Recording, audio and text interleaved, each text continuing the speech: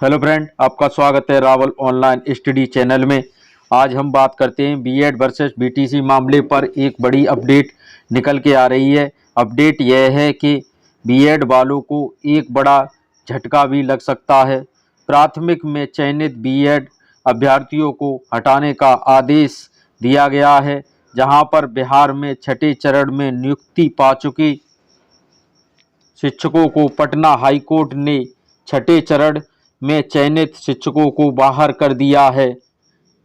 आइए संपूर्ण विश्लेषण को देखते हैं किस प्रकार है।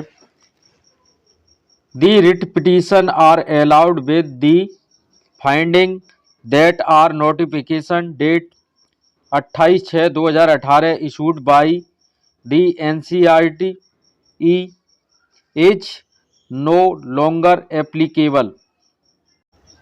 जो याचिका है उसे मान्य कर लिया जाता है। जो 28/6/2018 का नोटिफिकेशन अब आगे मान्य नहीं रहेगा, इसलिए इस याचिका को मान्य कर लिया जाता है। And the BEd candidate can not be considered eligible for appointment as a per primary teachers. BEd अभ्यर्थियों को अपॉइंटमेंट प्राइमरी टीचर के रूप में अब नहीं दी जाएगी। 28/6/2018 के नोटिफिकेशन के अनुसार it goes without saying that the appointment made will have to be reworked and the eligible candidate as per the original notification of the NCERT of the year 2010 can only be continued in the post to which जिन अभ्यर्थियों को नौकरी दी गई है उनको काम पर रखा जाए।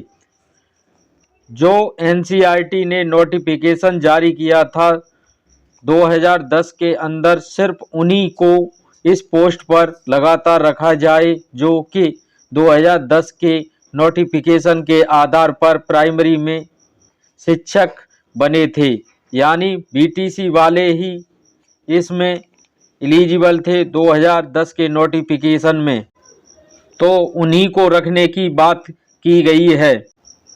दे have been appointed the state board also take a decision as a to whether the vacant post filling vacant on such reworking are to be filling up from the merit list available with the state of the candidate eligible for appointment as a primary teacher।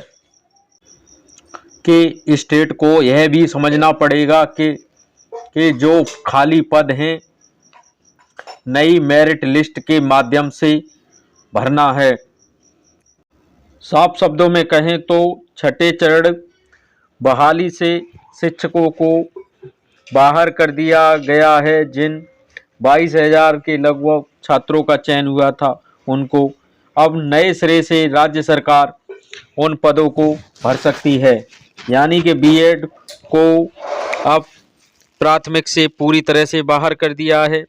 अब देखते हैं आगे आने वाली जो शिक्षक भर्ती हैं उन पर, तो बीएड को प्राइमरी से बाहर कर ही दिया है और अब 69,000 जो शिक्षक भर्ती थी यूपी के अंदर, उस पर भी अब संकट के बादल छा रहे हैं।